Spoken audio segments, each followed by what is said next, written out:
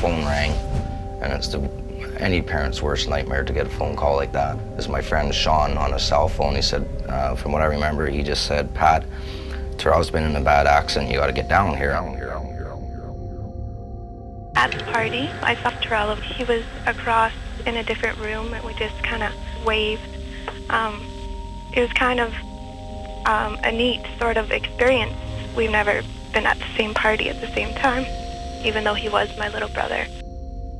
The kids around here drink a lot because they feel there's nothing else to do, and that it's not fun unless you are drunk, or that there's no reason for a party unless you drink. And a lot of kids drink to get hammered.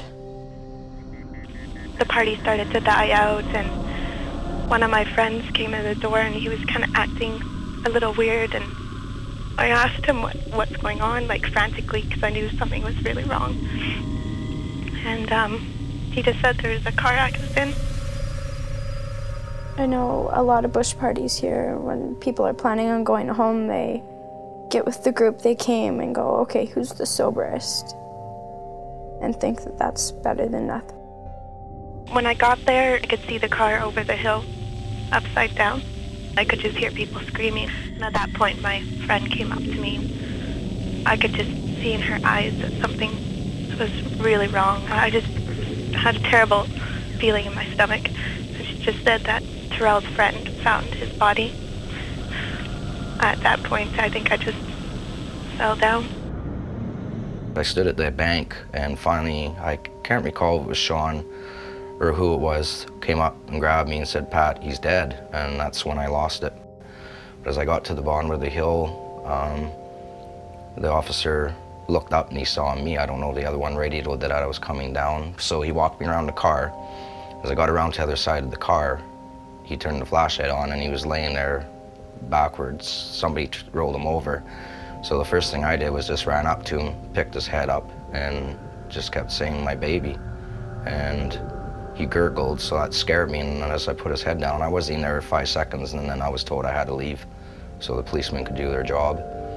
So I went back up the hill and saw Harmony sitting there crying, and I wish I would have had more sense to pick her up and hug her, but I was pretty well gone, hysterical, and I just tapped her and said, "We have to leave because he's no longer with us." And they took me up to the emergency, to the morgue. I went there and I saw Terrell, and I looked down at him and put his arms around me and told him to wake up and hug me one more time. It was hard. I looked at him lots. The worst I remember is I didn't want people going in and seeing him because his lips were split and his front tooth was missing. So I didn't want anybody to see him that way. I wanted them to remember who he was, so I covered his face up. But I did go to the morgue 3 times that day too. This is something that parents do. I'm gonna stop for a second. My dad devoted his life to us. Immediately, starting right after the accident, he kind of just went into a really very depressed state. Did not want to talk about anything. Of course, he doesn't joke around anymore. He's very quiet, and we'll visit for a short period of time, and then he would take off just to get away from, I don't know what it is he's trying to get away from. The hardest thing for me is to see the other people drinking and driving today, after seeing them at Tyrell's memorial as upset as they were. And they just go out and do it again anyways.